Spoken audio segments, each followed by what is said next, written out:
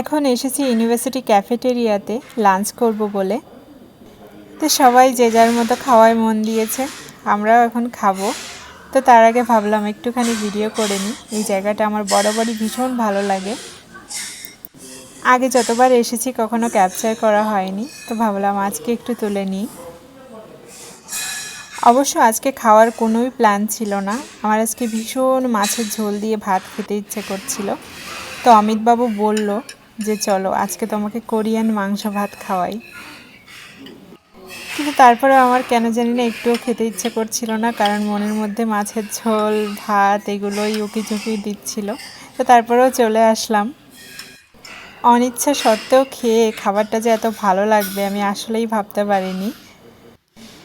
যে বাঁধাকপির স্যালাডটা এটা এত টেস্টি ছিল, মেয়োনিজ এবং সাথে আরও একটা সস দেওয়া ছিল, আমি এত নাম জানি না এদের সস টসের। আর ক্রিস্পি চিকেনের সাথে এই লিকুইড সসটাও আমার দুর্দান্ত লেগেছিল। আর স্যুপটাও দুর্দান্ত ছিল, যার কারণে প্রথমবার মুখে দিয়েই আমি আগে এটাই শেষ করেছি।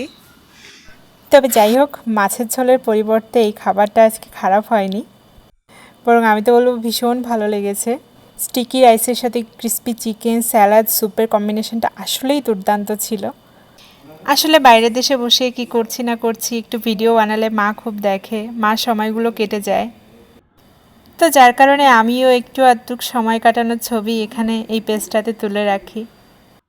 তো আজকে এ পর্যন্তই। যে যেখান থেকে আমার ভিডিওটা দেখছেন সবাই ভালো থাকবেন, সুস্থ থাকবেন। নমস্কার।